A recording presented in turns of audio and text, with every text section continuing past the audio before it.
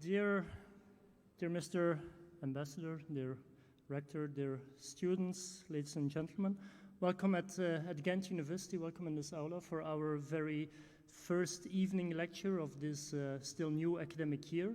And I'm very glad and honored that I can announce the Ambassador of Latvia to Belgium, Mr. Andris Razāns, to be with us this evening, and he will talk about, of course, a very important topic, which is the question how the EU and NATO as well play a role with respect to the war against Ukraine.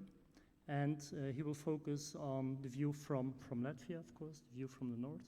And in my very brief introduction, I just want to quote maybe what Commission President von der Leyen said a couple of weeks ago in her State of the Union. And she also referred to the war in Ukraine. And then she said, and I quote, we should have listened to the voices inside our union, in Poland, in the Baltic states, and all across Central and Eastern Europe. And this is precisely what we'll do this evening. We'll listen to the voice from Latvia.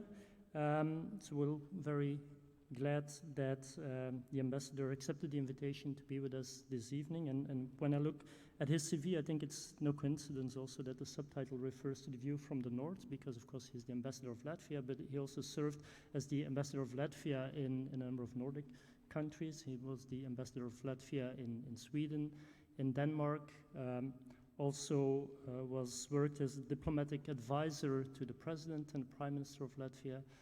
Afterwards also served as the ambassador of Latvia in Morocco, in Mexico, and in the United States. So I think we're very, very privileged to have such a speaker this evening. And without further ado, I'll give the floor to Mr. Ambassador. We agreed that he will speak for about 40 minutes, so we'll have ample time for questions and discussions afterwards. I also want to welcome the people who are following online. Unfortunately, it won't be possible to ask questions from home, but you should be able to follow the entire presentation and the discussion we have this evening. So, Mr. Ambassador, you have the floor.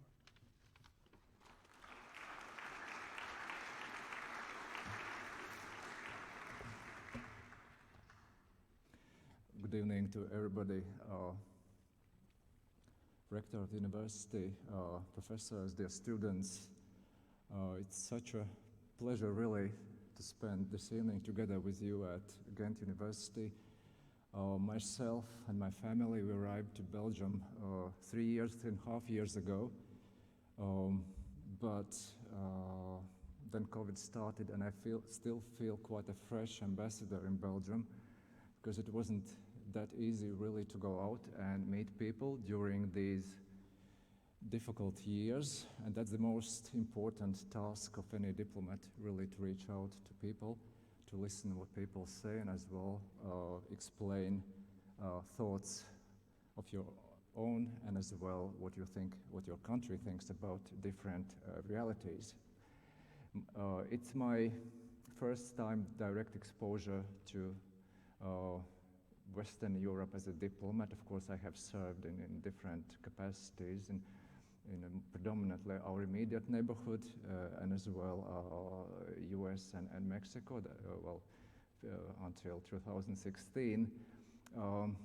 But to experience what I'm gaining right now with Belgium, that's something what hasn't been there, although of course I have had enough knowledge, I think, about different bubbles that exist in Belgium, EU bubble and a NATO bubble. But I feel very privileged and very honored to be welcomed together with my wife Gunta tonight among you here at the university.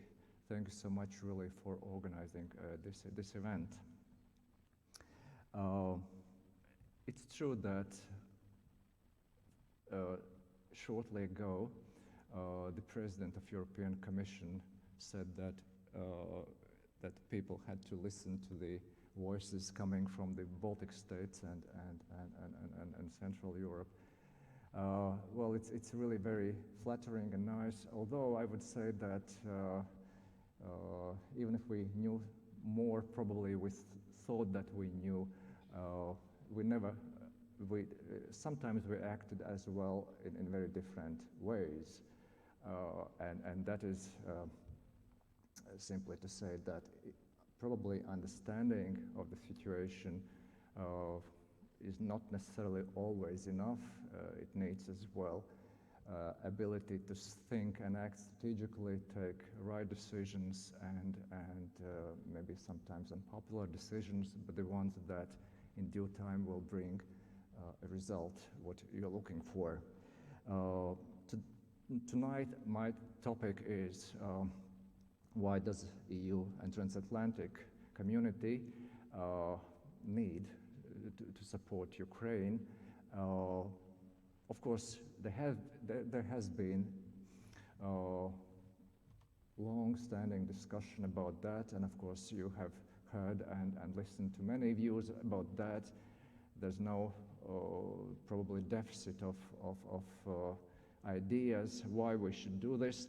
On the other hand, not necessarily people always hear views coming from different parts of Europe.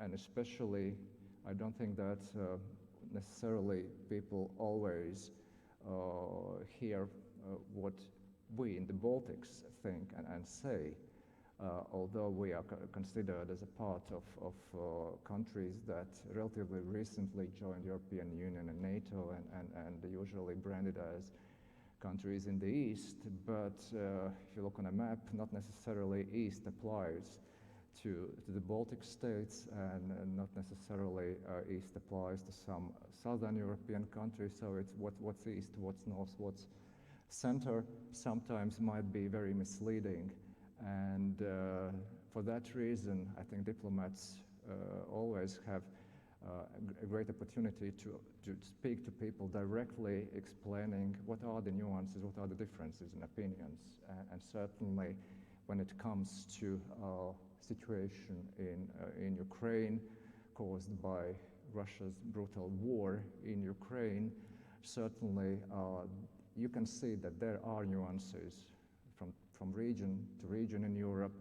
And my task tonight is to explain, to give a little bit of background why we in Latvia, or Letland, as my country was previously known in Flanders and in Belgium, why we think that it really makes sense and is of strategic importance for us to support Ukraine as long as it takes. If I would ask you, what do you know of Latvia, you might answer that certainly it is a country whose size is approximately the same as Benelux countries taken together, that Latvia's population is a bit less than 2 million people, that for almost 50 years Latvia was occupied and wiped out from political map of Europe, that already for the last 20 years, almost 20 years, Latvia is a member of the EU and an ally of NATO, that we have many Ukrainians living in Latvia, that 1/4 of our population is of Russian ethnicity, of which absolute majority have a citizenship of Latvia today. Is this information enough to understand how do we think in the Baltics, in the north? How do we see the present and future of Europe? Where are our values and interests based? And is it enough to understand how does the people of Latvia view the Russia's aggression against the sovereign European country, Ukraine? This information certainly gives important basic facts, but it is unable to provide a full story to explain Latvia's point of view, why it is so crucial to support Ukraine in this very dramatic moment of Europe's history.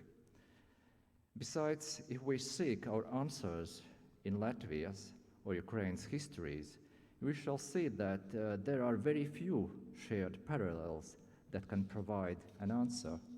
Geographically, we represent rather different European regions as well. Having spent almost 30 years in the Latvian diplomatic service, I have noticed a pattern of thinking that often exists in all democracies of Europe. It has two features. First, attempting to understand better people use what I call a bumper sticker branding method. Not enough diligence is used to study history, present political, economic, and security dynamics, and future aspirations of the EU countries of Europe's East, North, or South. Countries with very different past, traditions, cultures are stamped as Europe's East, former Soviet or post-communist countries, often ignoring the contribution to what today is understood as Europe, ignoring the fact that many characteristics that this pattern of thinking attributes to the East always existed in the West, ignoring that modern Europe, Europe of free movement of people, goods and services, Europe of current intensity of interaction of science, culture, education, is a very different place from Europe, let's say 50 or more years ago. And second, often a brutal destruction of Latvia's sovereignty during the World War II, twice by the USSR and once by Nazi Germany, has not been seen as an existential tragedy that fell on the Latvians, profoundly Europeans by any standard before the World War II. It is not understood that the loss of statehood and independence for many European nations at that time was a price these nations paid for post-war peace and development of democracies in the West. So people put a bumper sticker or political branding calling European nations post-Soviet republics or former Soviet satellites, Eastern European countries, brand European political parties in these countries as pro or contra-Western, although they in fact are pro-European or anti-democratic, anti-European political parties, exactly as political parties are in the West of Europe, democratic, anti-democratic, those who are in favor of the EU and those who are against it. An example from very recent story in Elsuwege a few days ago, well, we had over the last weekend elections of our parliament, and we had victory of pro-European political parties, very strong victory. But Elsuwege wrote that those were pro-Western parties that actually won. It would be like writing about, let's say, elections in Belgium that as well pro-Western parties won. Those were parties that actually were pro-European and democratic parties. And that's something I think I wanted to mention at the beginning. To understand how do we in Latvia think is impossible by application of this approach. One should pay attention and dig much, much deeper. To explain better to you why we in Latvia think that is important for Europe, transatlantic international community, and for whole civilized world, support Ukraine today in its mortal fight for independence of state and its people, I will speak on 3 topics, because I think altogether it will, I hope, will provide you with some additional thoughts and tools. Latvia's past, Latvia's present, and Latvia's views on future. On past,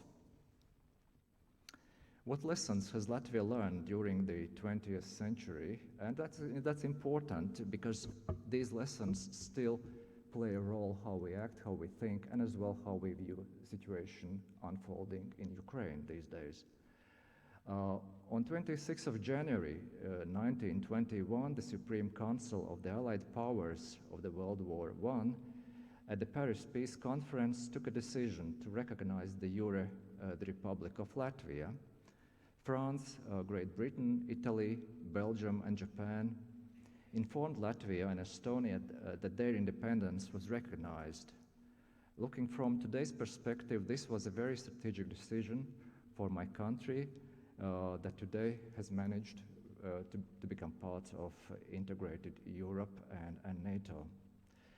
Because it is not only strengthened because it not only strengthened a newborn state of Latvia, but it was a decision that strengthened European continent, that was on recovery track from the war.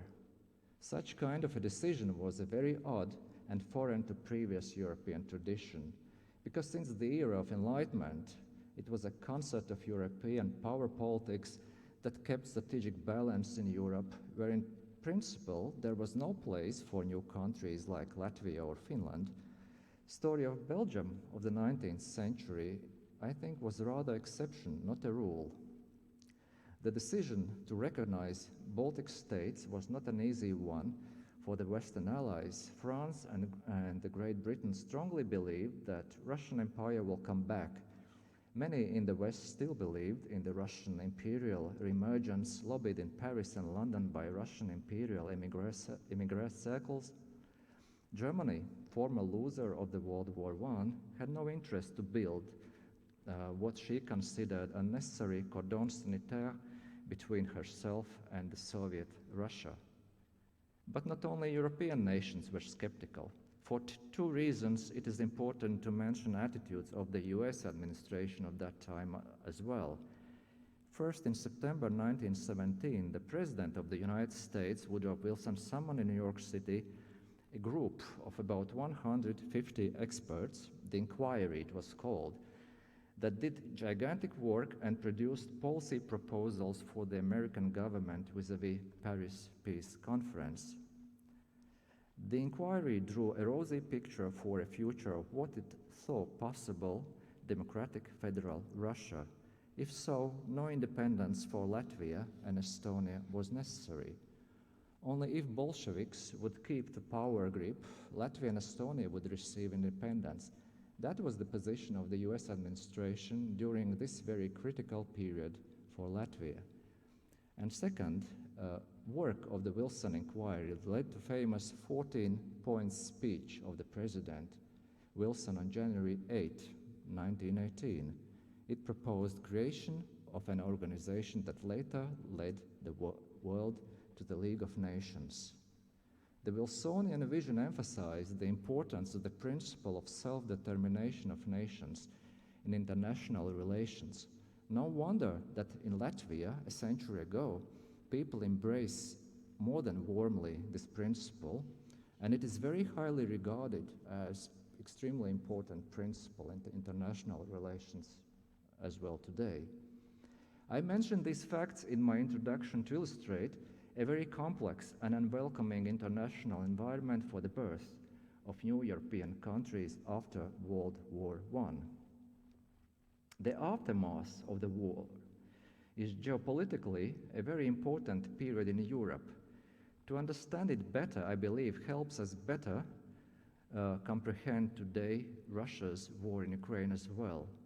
No wonder that the Russian political leadership, as you know, often used that time as a reference point to justify false pretexts of the war.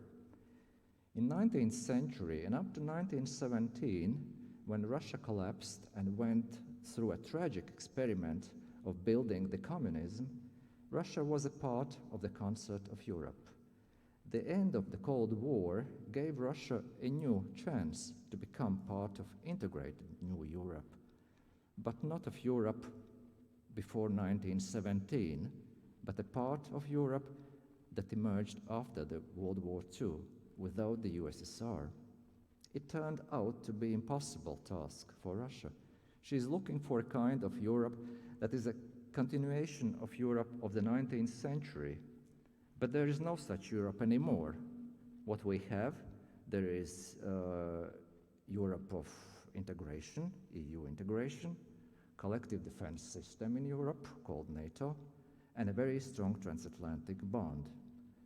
Three components that Russia tries to challenge today, and the war in Ukraine is part of it. It is not only about Ukraine, it is about all of us Europeans, about our integration, about our security and well-being. The European project for us Europeans still is an attempt to avoid the conflicts and antagonisms of the past. Russia, on the contrary, in these conflicts sees an opportunity that connects her with Russia before 1917. And that's a striking difference, to my understanding, between how we see Europe and how it's seen currently by Russian leadership. So coming back to 1921, why was then Latvia supported as independent state? Certainly not because ideas of the President Wilson were at that moment shared among many in Europe. The World War I destroyed the world order the European nations lived in century before. The war destroyed the Imperial Russia and the Imperial Germany, two geopolitical heavyweights in Europe's north and center, leaving a space open between them. Emergence of independent new states like Latvia in this space was a reality dictated by geopolitical calculus of the Allies, but also Soviet Russia was in need of peace, for she was exhausted by internal destruction and continuation of the export of the Bolshevik Revolution to the West. What kind of experience we have gained from a period between the First and Second World War? What was Latvia's opportunities and choices in these 2 decades between the wars? Expectations of the West after the World War I were that new countries of Europe would form a cordon sanitaire, defense corridor protecting Europe against Soviet Russia. But it was meant also against Germany at that time. The financing of defenses of this line was meant to be task of these still very poor and small countries. Really not a great way to start. Our other neighbors in period 1920-25, like Sweden and Denmark, they had no interest to be dragged into problems across the Baltic Sea. In January 1920, countries that emerged after the First World War in our region, and that time 4 Baltic states, I might say, Finland, Estonia, Latvia, Lithuania, and then Poland, met in conference in Helsinki and tried to establish a defense union against Soviet Union and Germany. In these 10 years after the First World War, there were 10 of such conferences by these 5 nations in different capitals of our region, and states tried to create a formal union of 5 countries on topics like security, trade, customs, culture, and political coordination. All of them failed, all these conferences, because these 5 countries at that time were not able to distinguish between their strategic interests to avoid occupation sooner or later and their very narrow national agendas. All of them suffered from narrow-mindedness of their foreign policy vision and abundance of political jealousy. Plus, there was no strategic unity among the Western powers, neither. The idea of 5 Baltic Sea states cooperating was strongly backed by France that wanted to weaken Germany. The Great Britain was lukewarm to the idea, for her target was the Soviet Russia, not necessarily Germany. The Soviet Union and Germany wanted to avoid such a union at all. The US had no interest for this security architecture that time at all. US was not really present in Europe. And after Hitler's rise to power in Germany, the policy of adjustment to reality of living in between Soviet Union and Nazi Germany lasted for Latvia until 1940, when Latvia was basically occupied, and what happened after that, you know. Well, in August 1939, Stalin and Hitler concluded non-aggression agreement and its secret protocol that led to partition of Poland in September. All 4 Baltic states received a blunt Soviet demand to sign friendship and mutual assistance agreements.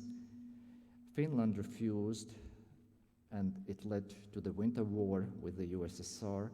Other 3 Baltic states signed these agreements, and it led to occupation and incorporation of 3 Baltic states for the next 50 years. It happened a year before Nazi Germany attacked the Soviet Union in 1941. And here probably I would just mention one thing.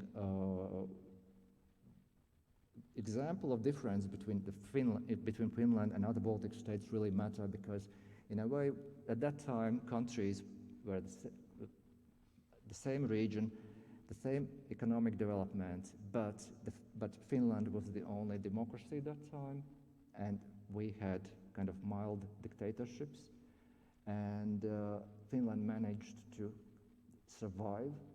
So that, to me, simply shows that democracies in difficult situations act much prudent, and that really shows that what kind of condition, political condition, economic, social countries have within them in difficult moments, it plays a role. To conclude this chapter, what are the lessons Latvia learned from the interwar period that still are valid today that impacts our views on how we see the world? First, predictable and rules-based international order serves well Latvia's interest, but it is not enough. There should be a clear ability and will to defend it. Second, small and medium-sized European countries can, to some extent, deal with geopolitics if international order in Europe provides for real integration. Here comes the importance of the European Union today. Third, neutrality, and Latvia before war was neutral, does not work for countries when there isn't readiness by all providers of balance of power to honor it. And the fourth, in difficult geopolitical moments, internal resilience of small countries matter. Ability of democratic constitutional institutions to perform their duties matter. And the Finnish case versus the Latvian one in the 30s of the last century clearly demonstrates that. So I move to the next part of my presentation, present. What is important for Latvia right now, and how does it affect our views? Why do we need support Ukraine? Latvia is a European state, of course, that has its own long experience as a victim of colonial wars and occupations. This history has been tragic and an existential challenge for the people of my country. Today, when we are faced with Russia's aggression against Ukraine, it's very natural that Latvia fully and strongly supports the victim, Ukraine. It is in our DNA. Since Latvia's centenary of independence, there has been many perceptions on how does the world functions. That has been proved to be wrong. I shall mention only two of these concepts. The prediction that we have reached the end of history and that no one can change the geography that's given to the state. It's clear that the world has changed dramatically since Francis Fukuyama's The End of History. The dynamics of international relations today differ very much from what we had around the time when Latvia regained independence in 1991.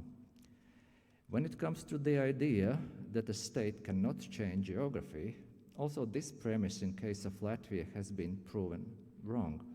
Of course, you cannot move a state from a region state is placed and sits to another region, but a state can join effective international organizations, European and transatlantic, and by doing so diminish a factor of geography. And that is exactly what Latvia has done since we regained independence in 1991. European integration that happened after the World War II in combination with US hard security guarantees provided recovery, economic and social stability and peace for Western Europe and later for countries in the north, center and east of Europe. So Latvia is a part of core European integration today and an ally within the NATO. This is the best insurance one can get in Europe, facing more unpredictability and instability in the future. If this has proven to be a realistic and effective strategy to ensure sovereignty, well-being, economic growth, and peace for us in our region, then there is no reason why it should be different in the case of Ukraine, provided that these aspirations are buttressed by genuine domestic reforms that allows a state to be accepted within EU and transatlantic communities. And this is important because a country like mine, we went through these reforms in the 90s, and it always was very complicated and difficult period, but at the end, it matters when we're about to join both organizations and become part of a Europe and transatlantic community. For Latvia today, as it was the case 30 years ago, our well-being and security is based on international engagement and cooperation. Practically, it means that our option has been very clear since regaining of independence, that we had to build our future on the pillars of accession to EU and NATO. And both pillars still play extremely important role in our foreign and security policy. European Union these days provides us with not only with good funds and good policies and good opportunities for our people to engage with the rest of Europe, but as well it brings a promise of significant transformation in form of green transformation or Green Deal. What it means for a country like mine, it brings a promise to create more value for the state and for the people. And of course it means less importance of factor of geography for Latvia. It means more green energy, it means more digital innovation. That is something what already today we are quite successful. It means finally leaving this very, how I can call it, needle of dependency on Russian gas and energy, but making all the providers of energy resources to play by the rules of the market and EU on our soil. And that would give us a choice of a customer. And if we do green transformation in diligent manner, we have plenty of resources in the Baltics in form of wind energy or other new forms of energy that might be of importance to other European countries and regions. We are not that poor energetically. Digital transformation of the EU, of course, it is something that we consider extremely important. The structure of our economy has changed quite dramatically and positively during the last 3 decades, with less and less importance of traditional source of income for state and people, like old activities of transit, trade, and our ports, and more emphasis on innovation and digital technologies. And already today, these sectors bring more revenue than our ports and basically trade through our ports. And third, what we hope that the EU will act at some point as a true, genuine global strategic player. Well, EU has adopted already several important strategies or documents like a strategic compass this year. What it means, well, it's in our interest that EU not only has the certain value system that we are part of, but as well that the EU is able and to defend its values and interests wherever in the world they are affected, or EU should act as well and have all the means to act as a strategic player, and that is in very interest of country like mine. NATO, another pillar of our security of today,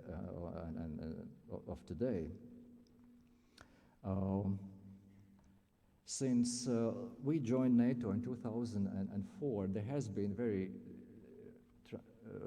important transformation of the alliance, and of course, beginning of this year with Russian invasion in Ukraine has created completely new security situation in Europe, and that means what we have been pushing and with some success was that we saw that NATO really should transform to realities what exists today, and we think that in the summit, recent summit of NATO leaders in Madrid, when it comes to the Baltic Sea region, NATO has adopted very important decisions, meaning that our defenses will be really beefed up as well by our allies and our interaction with our allies. And NATO will be more robust and more ready act immediately in our region. If something happens, there will be no waiting and no waste of time. That means as well more physical presence in form of military units and as well in form of bases, NATO bases, including in Latvia. That is something what has been agreed, and as well my country has since first invasion of Russia in Ukraine 2014 adopted a law that actually gives government no any choice but to increase defense spending until these famous 2%. Now will be increasing to 2.5. We are investing properly in what's called in military language host nation support, meaning that if Canadian, American, or Belgian soldiers are coming to serve their duty within NATO to Latvia, then of course they should be provided with certain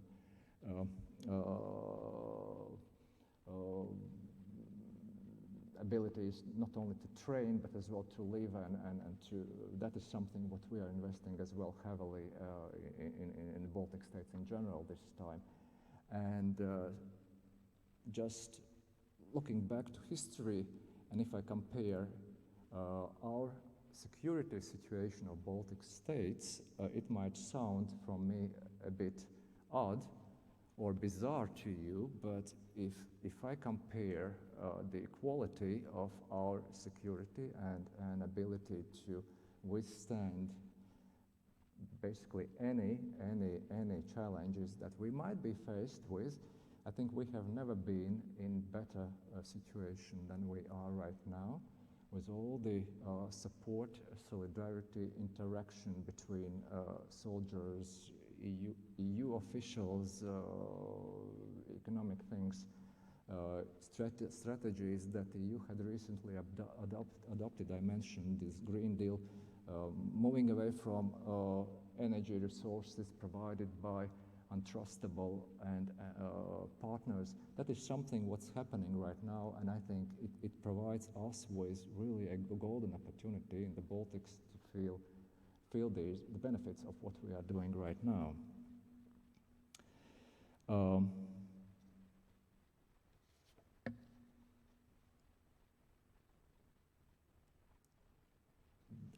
Then I would like to continue on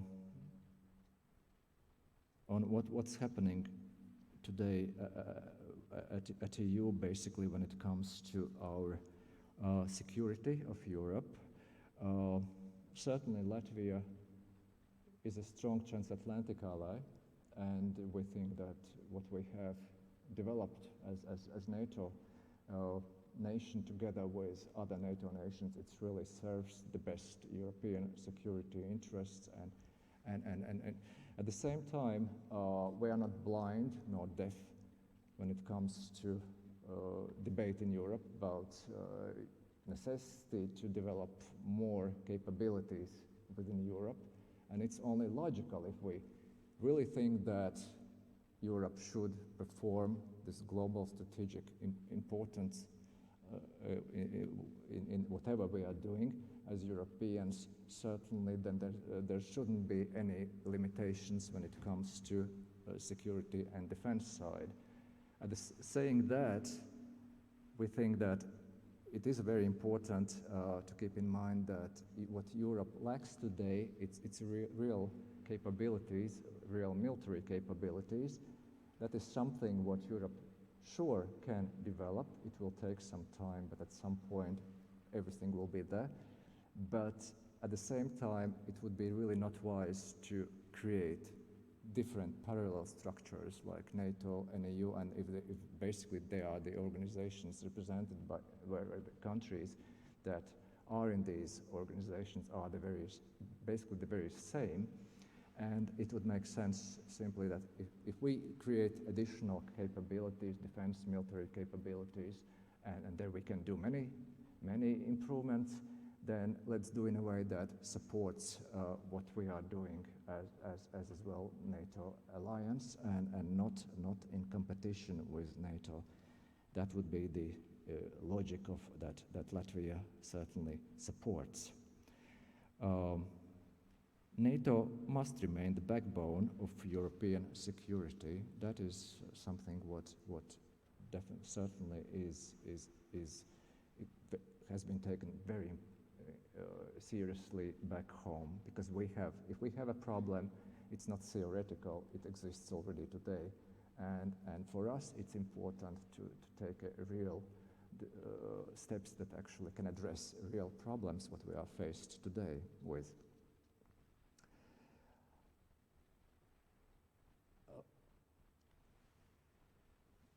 Continuing on Ukraine, from what I just said, what we see today in this war that unfolds in Ukraine, it's a pure, ugly imperial war.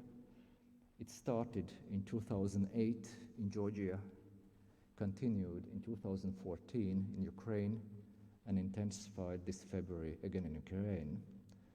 We saw the current war in Ukraine coming. The reason why Ukraine has been attacked, it is that Ukraine had chosen to be part of European integration that emerged after World War II. A Russian country has given preference to the opposite path, older and more traditional for Europe. These are two different strategic visions that unfortunately exclude one another. And Ukraine has clearly shown her readiness to defend her choice. We, Europe, need to support it in all possible ways, keeping in mind that Ukraine is not a part of NATO and that this war might last very, very long. Ukraine was attacked, and by international law, country that is attacked has rights to defend her, period, and it's clear like that. Then a few words about the future, how we see the future in Latvia.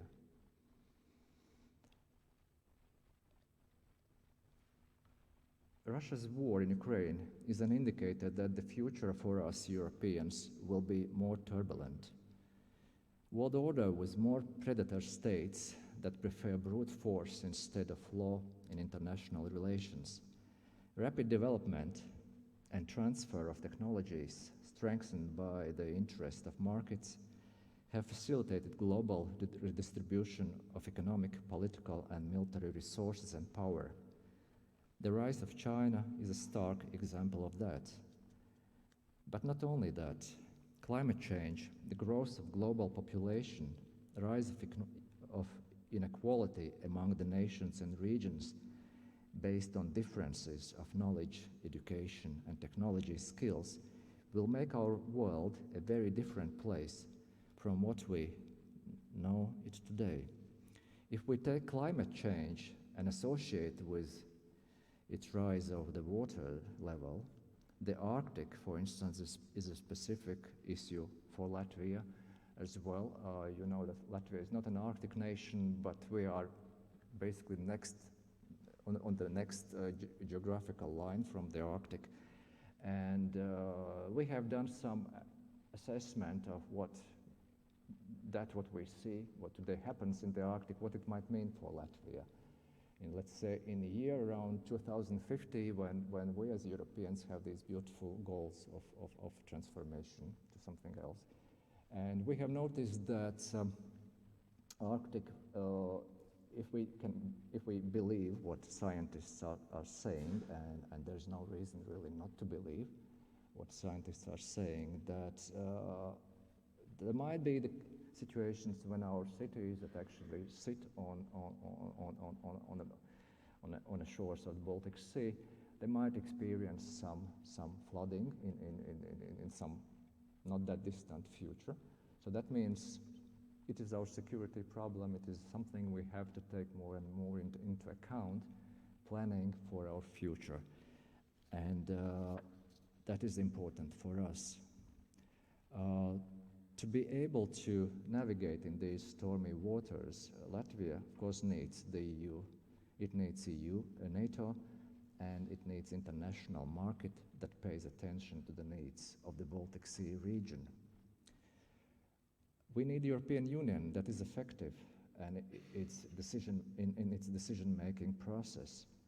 The world today runs faster than yesterday, so decisions must be taken faster, but not losing the quality.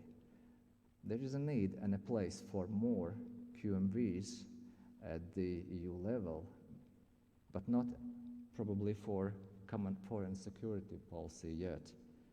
What we need as well, that Europe not only has its values intact, but that the EU is able to defend these values and interests.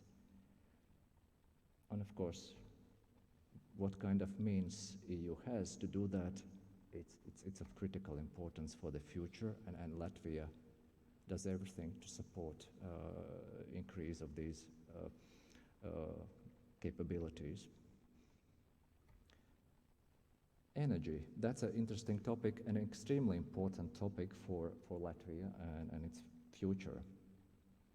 Europe has to get rid of dependency on Russian fossil fuels. That does not mean immediate transition to green energy. There is a need or a phase out, and it will take time. But Russian fossil energy must be replaced with resources from countries predictable and responsible. Cap on Russian natural gas prices immediately. That is something what I understand is happening at the EU.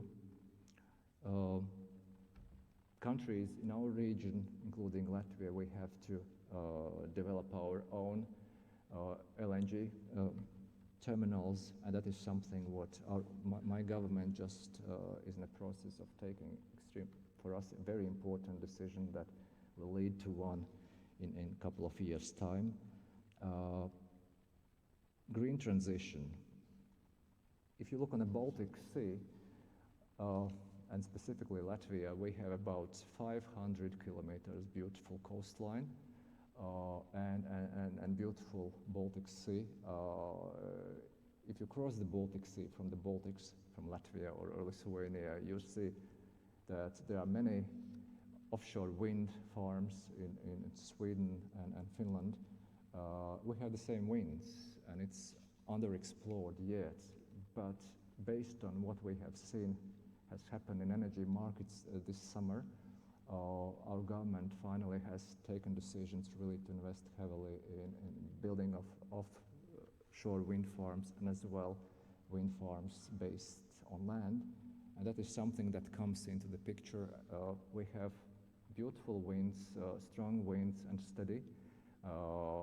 It says that we can produce good energy, not all necessarily needed for only our needs, but we can as well add something to needs of others.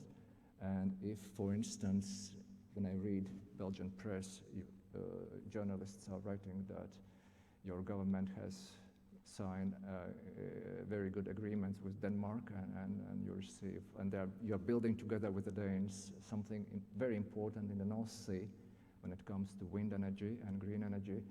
I understand that part of this energy might be coming as well from the Baltics, from Bornholm Island, and from Bornholm it's not that far away from the Baltic states. So I think it's clearly for near future, but I'm strong believer that this green energy development will bring much closer, for instance, Baltic Sea region with the countries around the North Sea.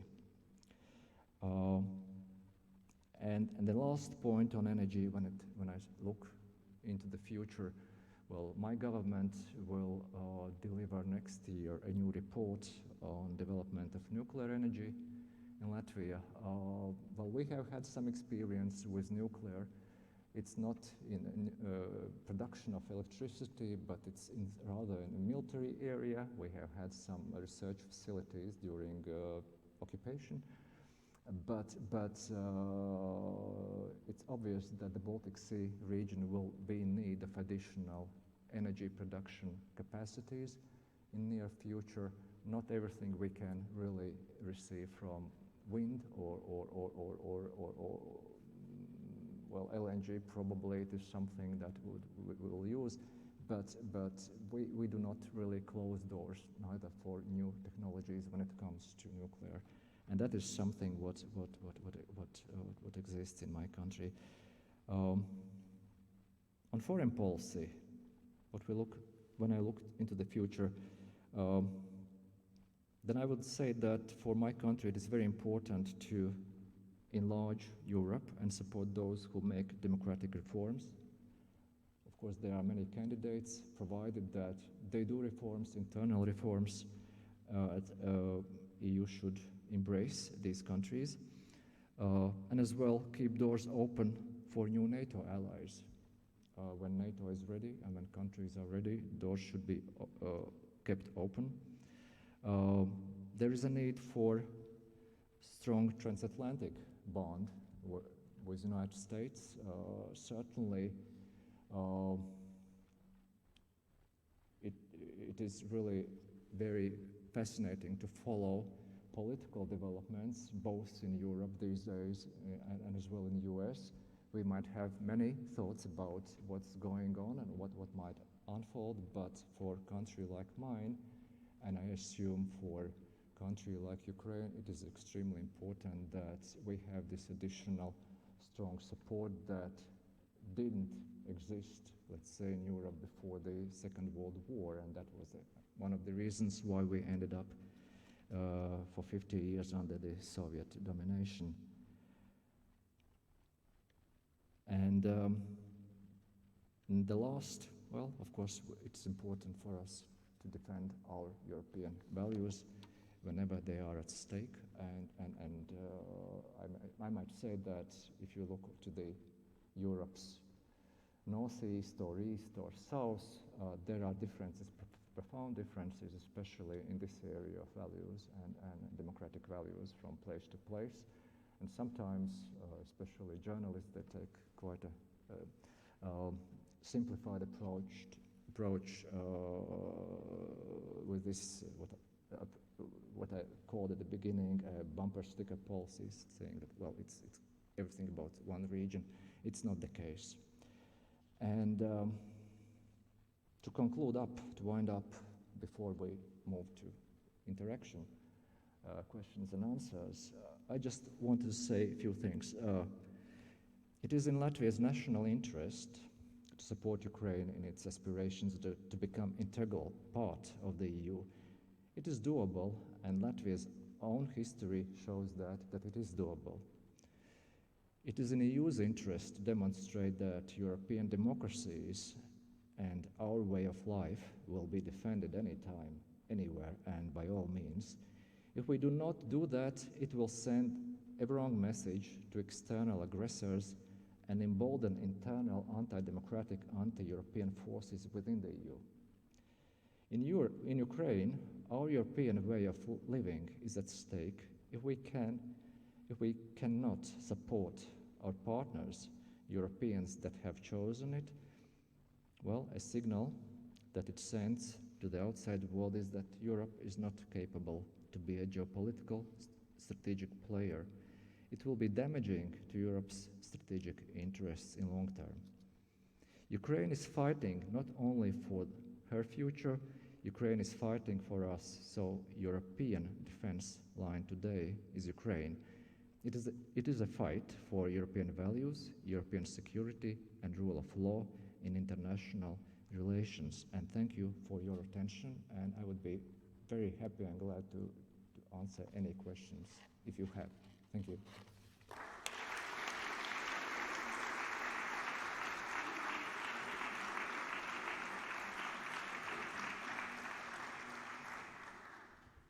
you. Thank you very much, Mr. Ambassador, for guiding us through the past, the present, and future of Latvia and its views on the war in Ukraine.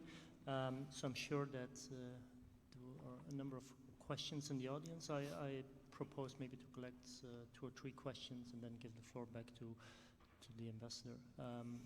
Who wants to start? I already see 2 fingers there. Can you speak loudly? And I'll try to repeat it also for the people who are following online and might not hear the questions. So, please. Yeah, sure.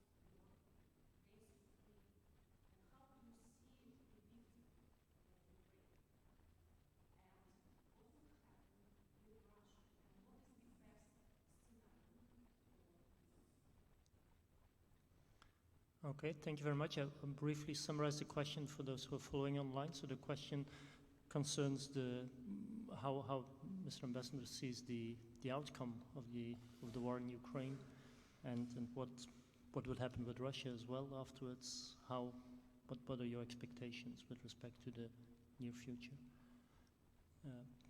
Shall we maybe? What do you prefer? Shall we collect maybe one more question? Yeah. Yep.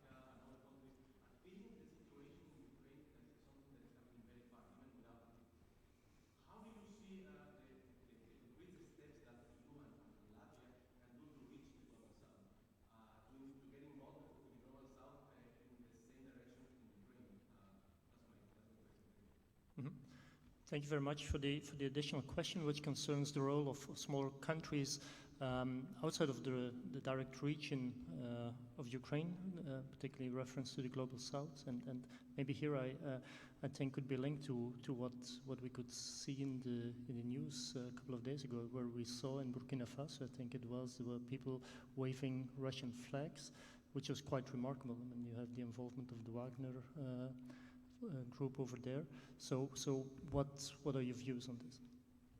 Well, thanks so much for questions, and well, of course, you're absolutely right that Latvia does, I think, everything what we can at this stage really to support Ukraine, and our view is that basically it is our defense line, and that is something what we take very seriously. So it's humanitarian support, but as well military support, and everything what we have, we supply, and we will be doing that. If you ask a question about how I see the continuation of the war and what the war, how the victory might look like, well, I think with victory it's very clear. I think it's very clear position of my government that we do not recognize any pretensions or any results of these referendums. So Ukraine is a country within internationally recognized borders, and each and every centimeter of Ukrainian soil actually belongs to Ukraine and not to anybody else. So if you ask me as ambassador, I think that is something what I would describe as a victory if there is a chance really to get territories back, and at the same time understanding that choice what Ukraine has made regarding integration with Europe and basically coming back to Europe after a long time of deprived ability to return back to Europe. I think this choice should be supported in many ways. If I would ask people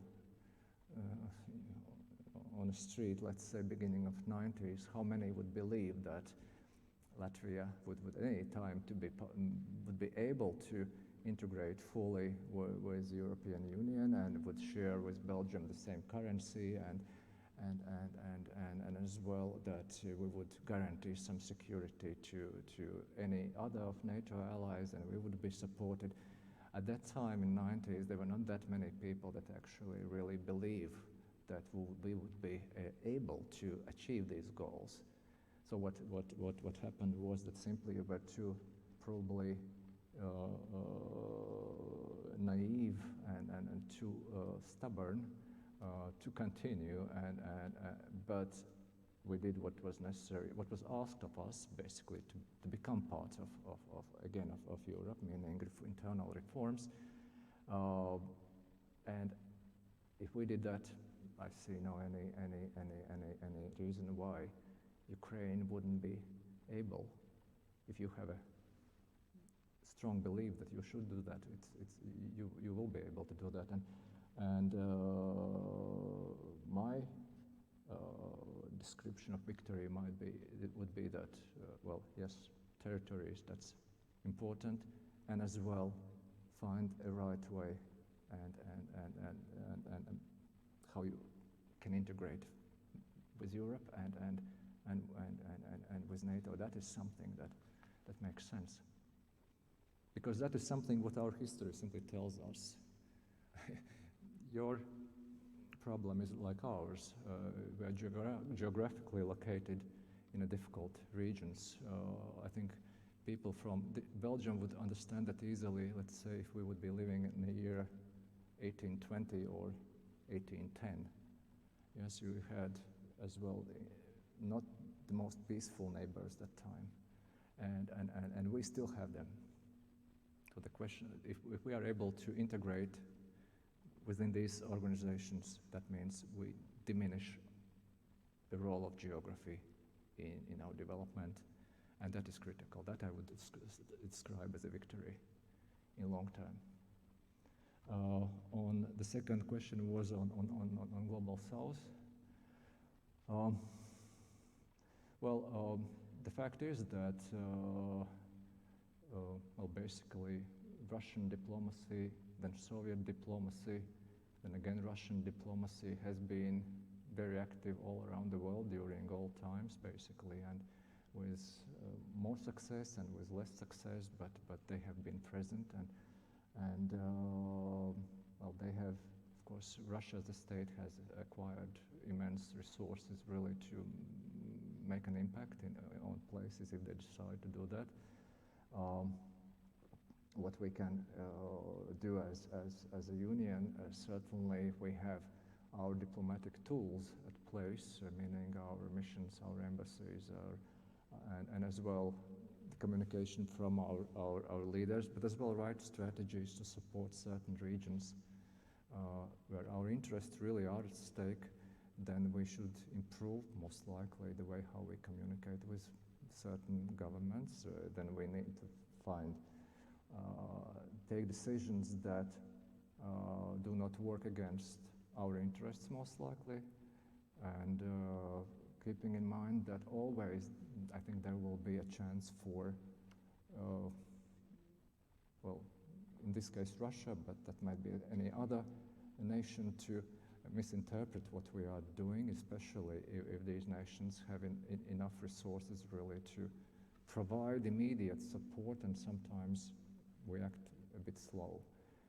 So it was the case, for instance, with this blackmail on what were the reasons why the price on grain actually jumped up and why the exports of Ukrainian grain were stopped. It was a very blunt lie that actually Ukraine and West were blamed at some point, that attempts to blame us and Ukraine for that, clearly understanding that, well, the reason why that stopped was this brutal attack.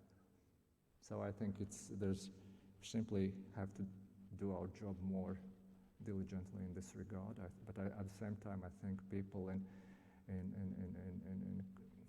if it's supported with a real support, people in other countries that are not part of EU or transatlantic community, they are, I think, not idiots or with difficulty to understand. Simply, their priorities might be very different at some point, and they need immediate support, and that is exactly what sometimes is exploited by nations like Russia and Africa these days, or other big economic powers these days. Thank you. I see already two more hands up, so I'll start here and then move on there. So please, Professor Maleski.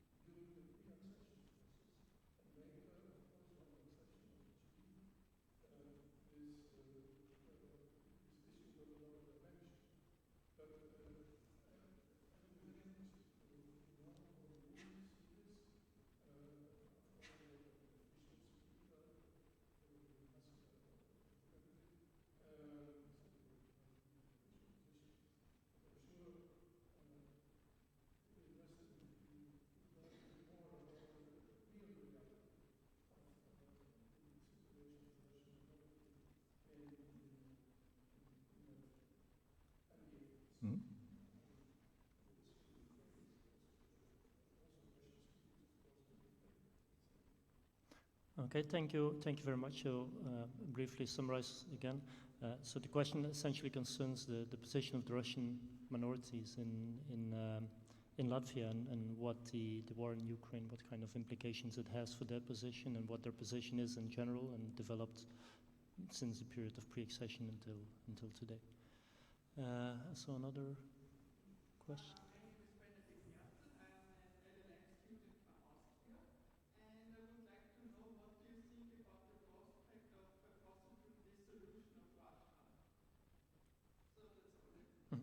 Okay, a short and clear question concerning also what might happen in Russia, in the future of Russia, and what in case of a possible dissolution of Russia or internal domestic problems inside Russia, which is rather unpredictable, but that is one of the scenarios one has to think about these days. So what are your views on this? Well, thanks so much for both questions. And I will start with a question on Russian minority in Latvia. Well, I have lived for 55 years and 23 first years of my life, including beginning of education. I have been a Soviet citizen, and I know this story quite well as well from the past. And I know how it transformed into something that we had to deal during regained independence. But I should begin probably saying that yes, we have quite a significant Russian minority in Latvia. It's around 25-26% of all people living in Latvia. Of course, there are as well other ethnicities. But we do not divide people based on what ethnicity a person has. Our approach since we regained independence always was that actually, person either is a citizen or non-citizen. And then what we did as well in '91, we restored our constitution of pre-war time, that actually we restored the scope of citizenship for people either living in Latvia or outside Latvia, simply returned back citizenship that has been taken away by the Soviet Union, not Nazi Germany, but Soviet Union. And that was the beginning. The situation what we took on our hands and shoulders from the Soviet past was that in these 50 years of Soviet domination, the numbers of Russian minority increased from 0.4% before war to more than 30% when we regained independence, and that was really quite a significant increase. No any country in Europe had any experience whatsoever actually how to handle that kind of problem. Because from our perspective, pure perspective, quite many Russians that ended up in Latvia, were considered as immigrants, and then how to handle this problem. Since very beginning of regained independence, we chose the path of engagement with all relevant authorities that actually were able to somehow to provide the advice to our government. Not necessarily always we had kind of the conversation looking eye to eye, but at the same time we ended up with something what has been acceptable by standards existing in Europe, and that led us towards the membership within the EU. That is how I would describe what happened in 90s, because I have no doubt that if we would have failed with our approach at that time, first, of course, nobody would accept us in EU, and we took it very seriously, I must say, and we are not naive. We understand that very often the problem of Russian minority is kind of artificially created problem from outside, with a very simple aim, actually, especially in the 90s, to slow down our integration process, and that would cause instability. We have been criticized for many things, for instance, division of schools, in Latvian schools and Russian schools. These people who actually brought up this topic in relevant European organizations forgot to tell that the system to divide children based on ethnicity, it was not kind of Latvian creation. It was imported from Soviet Union, because before the war, we never had any kind of system that actually separated kids based on their ethnicities. All the kids attended the very same schools, be it Latvians, Jews, Germans, Russians, everybody went to the same school. Soviets, when they took over, of course, they destroyed our economy, they destroyed our political system, but as well they introduced a funny system that suddenly Latvians were put in Latvian schools and Russians were put in Russian schools, simply not to mix up. And for 50 years that system was there. After regaining independence, when we had a problem how to integrate children, actually, they can understand each other, that they can, when they grow up, they can work together. Of course, it goes through schools, it goes through kindergartens. It should be done in a quite early stage. Slowly, very gradually, we return back to the system what's known in each and every European country. What we had before the war, that basically kids, when they go to schools, they go to the same schools and they study together. And if it's not a question about private schools, yes, if somebody wants to teach kids in any of languages, it's possible, and we have many private schools, but when it comes to the state-financed education, of course, the only way to integrate such a number of people and to make sure that they are not used by external players as an instrument against our democracy, that went through integration, and schools was extremely important. And if I look to Ukraine these days, certainly, I see the same problem, and because at the end, very often those who, and I'm not speaking about European authorities or the European institutions we have been working with at that time, but those who want to simply to blame us for all possible evils. For them, it was just simply a useful tool to slow down anything what we have been doing. And if we had been listening that time to what we have been preached by several of the people that actually very clearly represented something else, but not European institutions, then most likely today we might not be part of EU, or I think certainly it would slow down significantly our return back to Europe. So that was critical element there. That would be my reaction. But there's no any discrimination or segregation of people based on ethnicity. In my country, well, absolute majority of ethnic Russians today are citizens of Latvia. Until last week's elections, the biggest political force in our parliament was a party that was considered pro-Russian political force.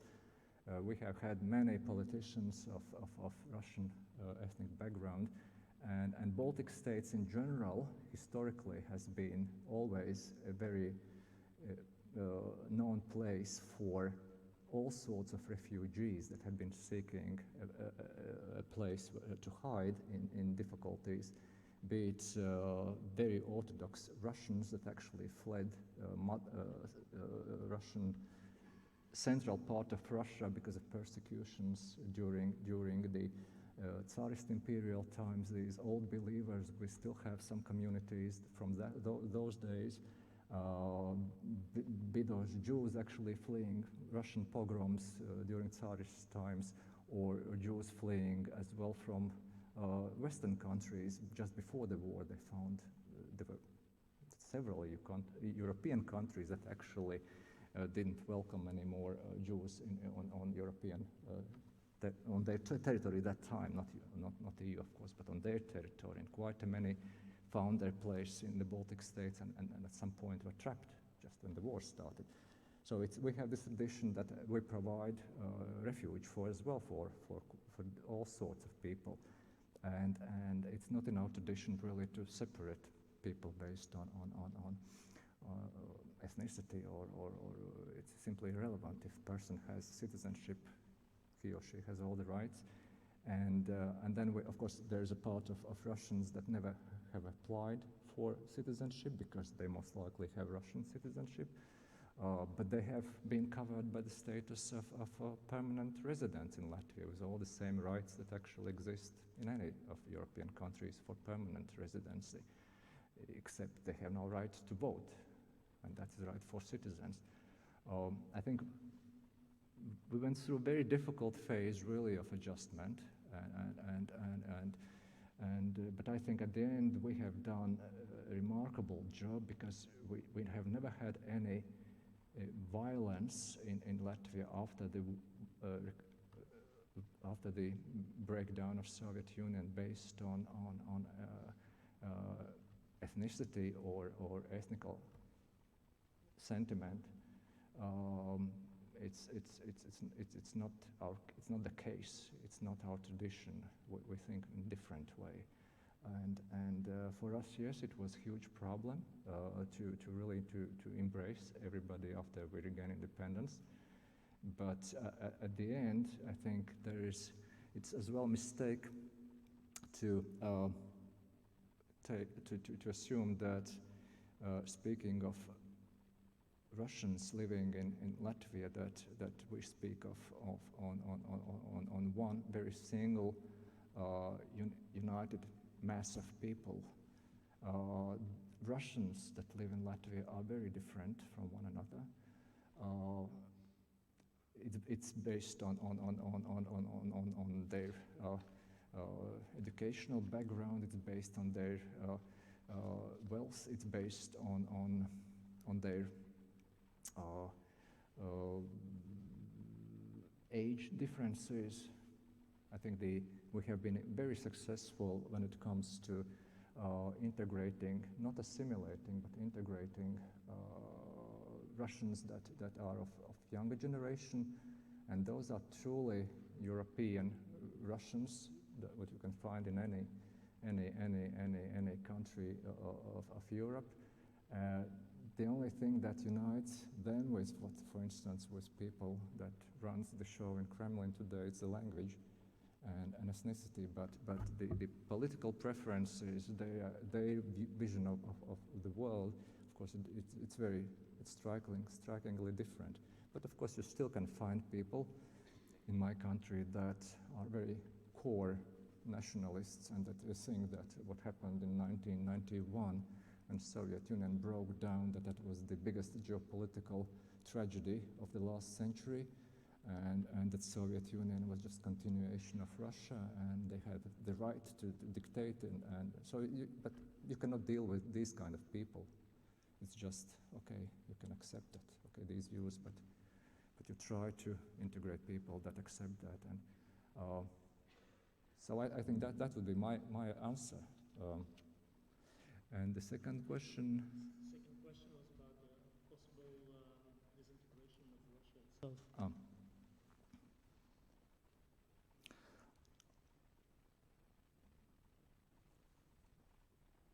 Well, certainly I cannot answer this question as a diplomat, but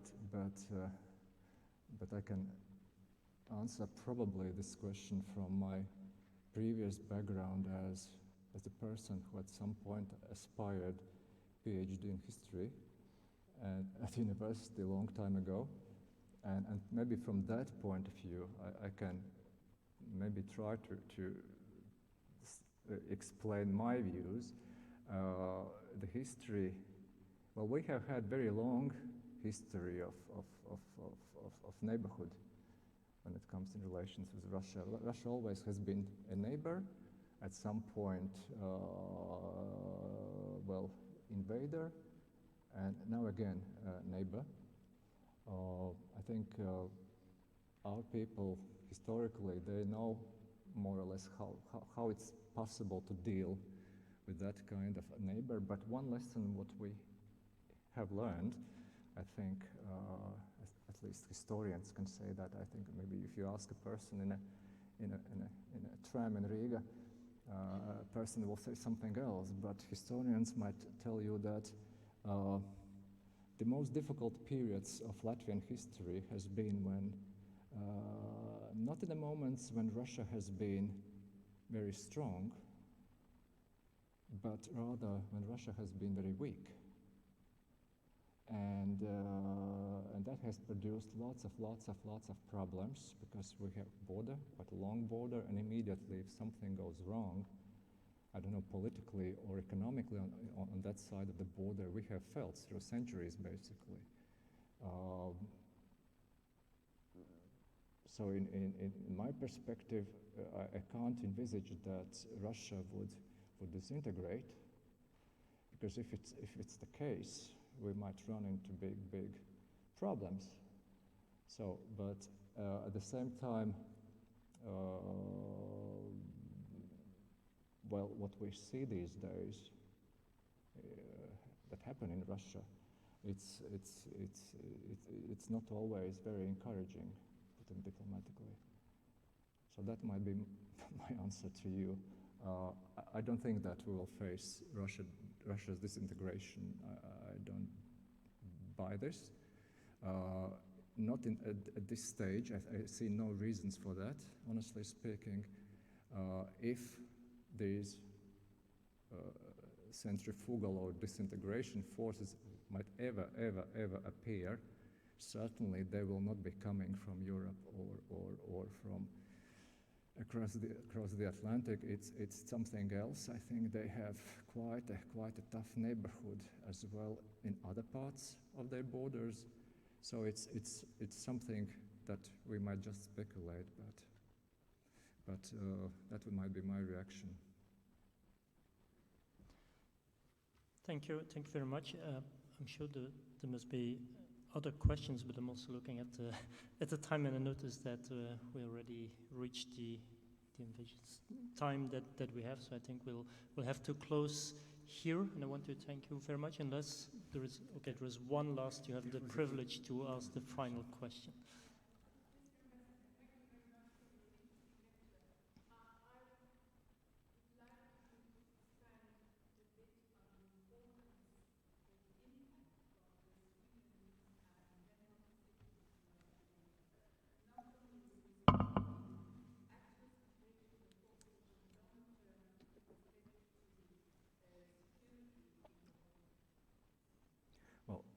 Okay. Sorry, I'll just repeat it for people who are online. Okay. Very clear and short question. What will be the impact of the decision of countries like Finland and Sweden to join NATO? Well, thank you so much for this very short but brilliant question. I think Sweden and Finland, it's our immediate neighborhood, but it's not neighborhood, it's our region, basically, it's our identity.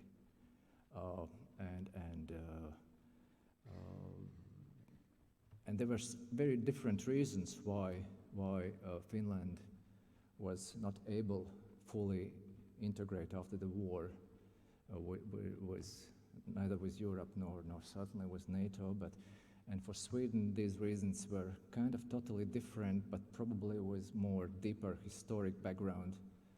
And most likely countries saw that, well, neutrality would provide this freedom or give additional security. What it meant for Baltic states during Cold War time.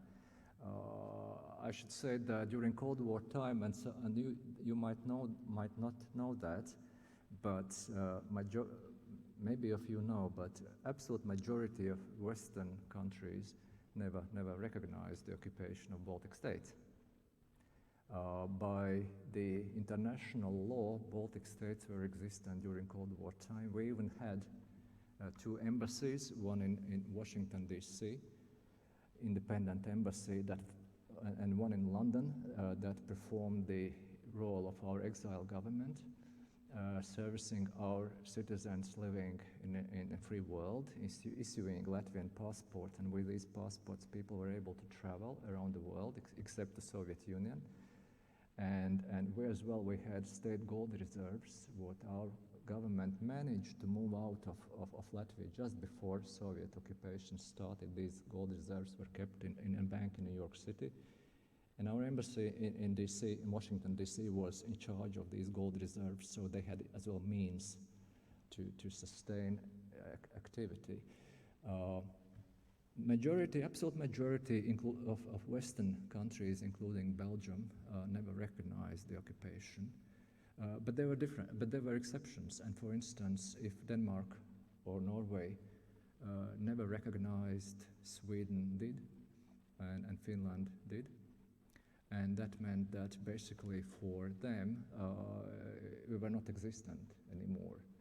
With all the background of history and our relationship, and strategically they have chosen to forget us due to their political interest or security interests mostly. Then when it comes to Sweden, especially end of 80s, when with perestroika in Soviet Union and then freedom movements in the Baltic states, Sweden started to change its attitude. It still was not recognizing us, but they were trying to play out some interesting cards. For instance, extending many scholarships to Baltic students that were still, like myself, were Soviet students still, but we finally we had a chance to go and study outside Latvia. There was no Latvia yet, but there was Soviet Union. And then when we regained independence, they changed completely their approach when it comes to our independence. But that didn't change, for instance, ability of Baltic states to cooperate close with all Nordics, especially in areas of defense and security. There were certain limitations, and they were not willing really to engage with us at the beginning. Then we joined NATO. Our people, because of NATO rules, were not necessarily always willing to engage with them. So it's because roles changed a bit at some point. And now, with these decisions that finally they have put behind this, their position of non-alignment and then neutrality, but they have decided to put their own skin in a game basically right now by joining NATO, saying that, well, now it's time for us to join. I think for us it opens huge potential for cooperation, because at some point before joining EU, I think Baltic states thought that the best immediate way for us would be very close integration with Nordics. They have this Nordic cooperation. By joining EU, of course, this was forgotten a bit. But right now, I think their membership in NATO will, first of all, strengthen enormously security in the Baltic Sea region, because they have very good capabilities. Second, they will provide us meaning Baltic states, with something what we have had a problem with, meaning what military people call this strategic depth. They are huge countries, long countries, and so you can bring in many things if you want, basically. So we are not anymore that small, and we represent the same alliance. And I'm sure that their membership will bring us even more closer politically, and as well when it comes to other activities, be it our views on the future of Europe or quality of democracies or whatever. I think that's because that's our very natural region. Yes, we are. Baltic states, sometimes we have had a problem really to place us geographically where we are. We are neither Central European, we are neither Eastern European, we are certainly not South, but we are not Nordic, but we are Northern. And with Sweden and Finland coming into the picture, I think we have a great opportunity finally to develop very different pattern and that will increase trust simply, and that's important. Thank you. Okay, thank you very much. Thanks for the audience for the interesting questions. Thank you very much, Mr. Ambassador, to be with us to share your views, and I think we'll thank you with a round of applause. Thank you.